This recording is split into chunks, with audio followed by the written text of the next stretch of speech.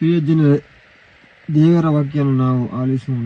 ಯೋಬನ ಗ್ರಂಥ 31ನೇ ಅಧ್ಯಾಯ 22ನೇ ವಾಕ್ಯ.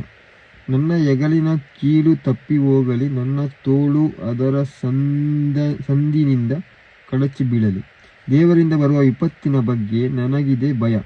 ಆತನ ಪ್ರಭಾವದ ನಿಮಿತ್ತ ಇಂಥ ಕೃತ್ಯ ನನಗೆ ದುಸ್ಸಾಧ್ಯ.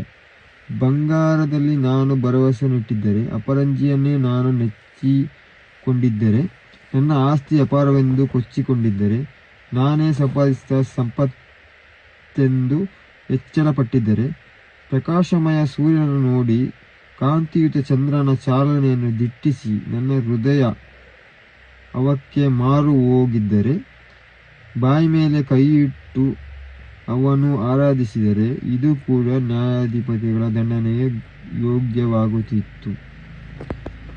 ಇದರಲ್ಲಿ ಈ ದೇವರ ವಾಕ್ಯವನ್ನು ಆಲಿಸಿರುವ ಪ್ರತಿಯೊಬ್ಬರನ್ನು ಆಶೀರ್ವದಿಸಿರಿ.